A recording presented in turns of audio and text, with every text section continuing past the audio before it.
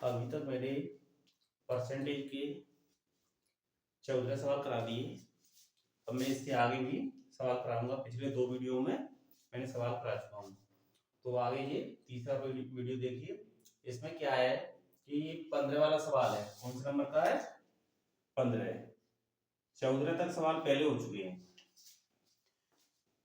इसको भी मैं शॉर्ट मेथड से कराऊंगा, जिससे कि तुमको पेपर में करने में आसानी हो, समय भी कम लगे। देखिए, इसमें किसी परीक्षा में 80% विद्यार्थी हिंदी में पास हुए तथा 85% गणित में पास हुए तथा 75% दोनों में पास हुए, तो फेल का प्रतिशत कितना है? अपन को क्या करना है? हिंदी में पास कितने हुए? 85%। गणित में पास कितने हुए? सॉरी, हिंदी में तो 80% हुए। कितने? 80। और गणित में कितने हुए? 85%। अब क्या है कि 75% विद्यार्थी ऐसे हैं जो गणित में भी पास हुए हैं और हिंदी दोनों में पास हुए हैं। तो चलो देखिए इसको। हिंदी में पास वाले विद्यार्थी कितने हैं? थोड़ा बड़ा लिख देता हूं। हिंदी में कितने विद्यार्थी पास हुए हैं? 80%। कितने? 80। और मैथ में कितने हुए? गणित में 85% विद्यार्थी। ये विद्यार्थी है ना, ये पास हो चुके हैं, वो वाले विद्यार्थी हैं। लेकिन अपन को निकालना क्या है? अपन को फेल वाले विद्यार्थी का परसेंट निकालना है। तो पहले अपन क्या करेंगे? जो पास वाले विद्यार्थी है ना, उनको प्लस करेंगे। फिर देखते हैं आगे। तो देखिए, 0 में 5 को प्लस करेंगे तो 5 आ जाएगा। 8 और 8 16 हो जाएगा। ये आ गए जो पास वाले विद्यार्थी है ना, 165 आ गए। कितने आ गए? 165% आ गया। लेकिन इसमें क्या है, जो 75% विद्यार्थी है ना, वो हिंदी में भी पास हुए हैं और गणित में भी पास हुए हैं, दोनों में। तो ये क्या है, दोनों में ऐड हो गए हैं। क्या हुए जी? अब जैसे 80% विद्यार्थी पास है तो 75 इसमें भी ऐड है, और मैथ में 85% पास है तो इसमें भी 75 ऐड है। तो ये दोनों पास हो गए ना, तो ये डबल ऐड है। कितने है? डबल। क्यों? परसेंट तो क्या है, 100% विद्यार्थी पास होते हैं, 100% हो गए तो पूरे पास हो गए। लेकिन ये परसेंट तो 165 हो रहा है, तो इसमें अपन क्या करेंगे? अभी जो 75% है ना, ये दोनों में पास हुए हैं, तो इनको एक में से घटाना पड़ेगा, या पूरा टोटल है उसमें से घटा दो। तो ये टोटल आया है ना 165, इसमें से क्या करेंगे? 75 को माइनस कर देंगे, क्योंकि ये दोनों में पास हुए हैं। चलो घटाइए। 5 में से 5 गया, कितना बचा? 10। सॉरी, 5 में से 5 गया 0, और 16 में 7 गया, कितना बचा? 9। तो 90% विद्यार्थी ऐसी हैं जो हिंदी और मैथ में, हिंदी और गणित दोनों में पास हो गए। अब बचे कितने? परसेंट कितना होता है? 100। 90 पास हो गए तो बचे कितने? 10% फेल बचे। तो देखिए, फेल वाले विद्यार्थी लिख लो। फेल कितने विद्यार्थी हुए? 100% में से 90 घटा दो तो कितना आ गया? 10% फेल वाले विद्यार्थी हैं। ये इनका आंसर हो गया। कितना परसेंट आ गया फेल वाले विद्यार्थियों का? 10%। और देख लो, चलो फिगर से देख लो।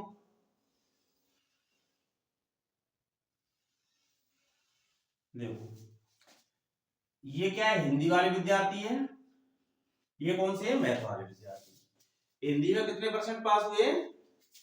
80% विद्यार्थी हिंदी पास हो गए। और गणित में कितने हुए? मैथ में 85% विद्यार्थी पास हुए। इसी सवाल को मैं फिगर के माध्यम से बता रहा हूं। 75% विद्यार्थी ऐसे हैं जो दोनों पास हुए हैं। ये हिंदी वाला सर्कल है, इसमें भी 75% पास हुए हैं, और मैथ वाला ये दोनों में। ये क्या, मैथ में भी शामिल है और हिंदी में भी शामिल है, गणित में भी, हिंदी में भी शामिल है। ठीक है, तो ये दोनों में शामिल है। तो लेकिन होगा तो ऐड तो एक ही में होगा। तो ये क्या, दोनों में शामिल है ना, तो ये इसमें भी ऐड है, इसमें भी ऐड है। तो इन दोनों को जोड़ेंगे ना, तो इसको हटा देंगे तो क्या हो जाएगा? वो दोनों का परसेंट पास का आ जाएगा। तो ये दोनों को पहले ऐड कर देंगे, इसको इसको, और ये बीच वाला है ना, इसको घटा देंगे तो 90% आ जाएगा। और 100 में से 90 घटा दोगे तो 10% जो फेल वाले विद्यार्थी है वो आ जाएंगे। ठीक,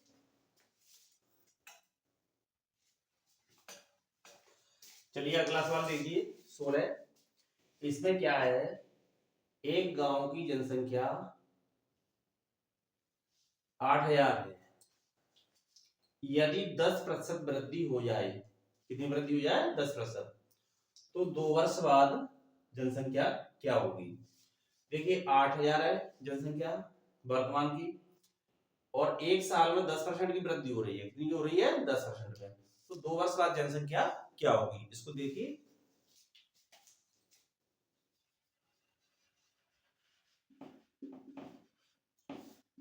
सवाल का आंसर देखिए। अपने पास वर्तमान में जनसंख्या कितनी है? 8,000। अब इसमें क्या हो रहा है?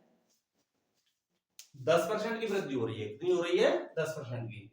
वैसे क्या है, जो वर्तमान की जनसंख्या है वो 100% तो है ही, लेकिन 10% की वृद्धि होगी तो अपन क्या करेंगे, उसको 110 लिखेंगे। क्या लिखेंगे? 110% लिखेंगे। क्या लिखेंगे? 110%। अब परसेंट को हटाते हैं, परसेंट आता है तो अपन क्या करते हैं, भाग देते हैं। परसेंट को हटा के क्या करते हैं, 100 का भाग देते हैं। अब ये क्या है, 2 वर्ष बाद कह रहा है, जितने वर्ष बाद कहेगा उतना इसका गुणा होगा। एक वर्ष के लिए क्या हुआ, 110/100 हो गया।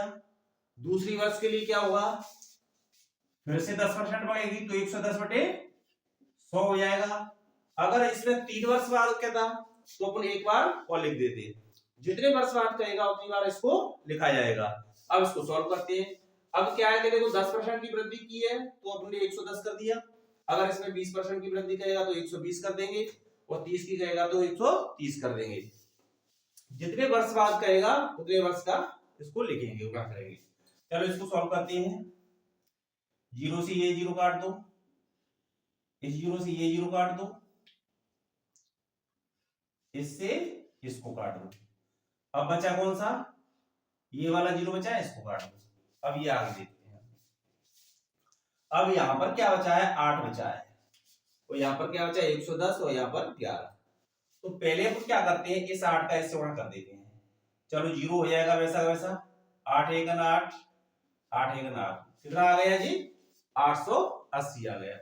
अब बचा क्या है, ये 11 और बचा है, तो 11 का इससे गुणा कर दो 880 से, यहां पर रख दो। देखिए 11 का 0 से करें तो 0 आएगा, 11 का 8 से करें 11 8 88 हासिल की 8, 11 का 8 से करें 11 8 88 8 96। तो 2 वर्ष बाद जो जनसंख्या हुई है ना, वो कितनी हो गई, 9,680। तो ये अपना ये आ गया आंसर।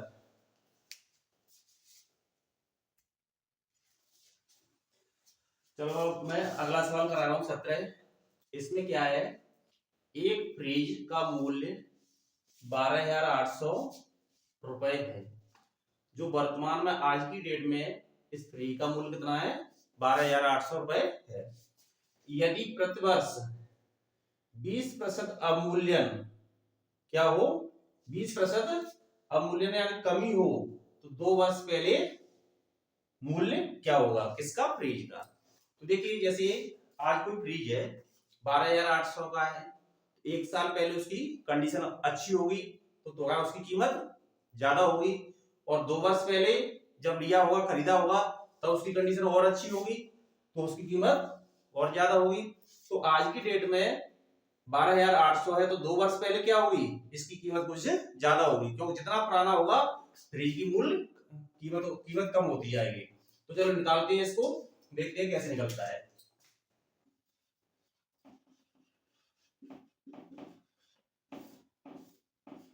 सवाल का आंसर निकालने में कोई ज्यादा समय नहीं लगेगा। तो देखिए वर्तमान में मूल्य कितना है, 12,800।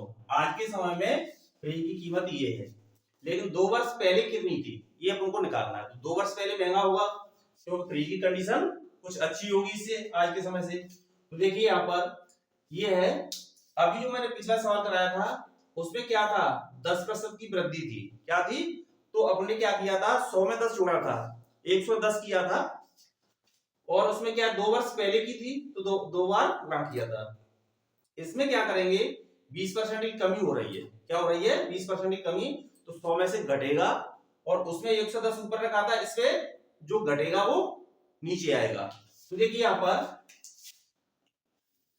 ये कीमत है वर्तमान की। अब 20% की कमी हो रही है तो 100 में से 20 घटाइए, कितना हो जाएगा, 80। कितना हो जाएगा, 80%। अब एक साल का 80 हो रहा है, 2 वर्ष पहले, तो दूसरे वर्ष के लिए क्या करेंगे, एक और 80 लिख देंगे, अगर 3 वर्ष होता तो एक और 80 लिख देते, कोई दिक्कत नहीं थी। कितने वर्ष की भी पूछे पहले का अपन आसानी से निकाल सकते हैं। अब क्या करते हैं, जब परसेंट होता है ना तो अपन क्या करते हैं, बटे में 100 रखते हैं, क्या करते हैं, भाग देते हैं 100 का, क्या करते हैं, भाग। जब ये वाला बटे होता है ना तो इसको जब ऊपर ले जाएंगे तो यहाँ पर गुणांक पहुंच जाएगा। ये जो 100 है ना इसको ऊपर भेजेंगे तो ये क्या 100 क्या यहाँ से हटके कहां पहुंच जाएगा, मल्टीप्लाई में। तो अपन क्या करेंगे, 100 का गुणांक इधर कर देंगे। अब क्या है, परसेंट कितनी 80 कितनी बार है, 2 बार है, तो अपन 100 का गुणांक कितनी बार करेंगे, 2 बार। अब इसको सॉल्व कर दो काट के, देखिए एक जीरो से ये जीरो काट दो, इससे ये काट दो, 8 से काटिए इसको, 8 एकन 8, यहां से 4 बचा, ये 12 है, 48 हो गया, 8 संगे 48। अब इस 8 से काट दो, 8 दूनी 16, तो यहाँ पर कितना आ गया 2, और अभी बचा क्या है 100 × 100 बचा है, इन सबका मल्टीप्लाई कर दो, गुणा कर दो, तो कितना हो जाएगा, 2 का 1 से करें 2 एकम 2, 2 एकम 2, जीरो कितने बचे हैं, 2 जीरो तो इसमें है और 2 इसमें है, तो ये कितना आ गया 20,000 रुपए आ गया। 2 वर्ष पहले फ्रिज की मूल्य कितनी थी, 20,000 रुपए। तो चलो ठीक है, ये इसका आंसर हो गया। चलिए अगला सवाल देखिए 18वां, किसी आयत की लंबाई में 2% की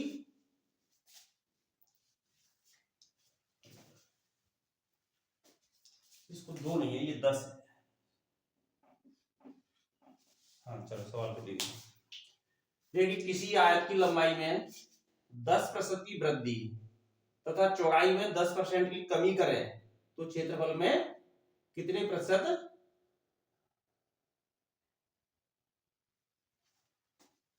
तो क्षेत्रफल में कितने प्रतिशत परिवर्तन होगा, ये क्वेश्चन ये है, परिवर्तन होगा, ये है क्वेश्चन। दोबारा से देख लो इसको, देखिए किसी आयत की लंबाई में 10% की वृद्धि तथा चौड़ाई में 10% की कमी करें तो क्षेत्रफल में कितने प्रतिशत परिवर्तन होगा, ये सवाल है। तो देखिए इसको ज्यादा समय नहीं लगेगा, 10 सेकंड भी सवाल को करने में नहीं लगेंगी। देखो इसको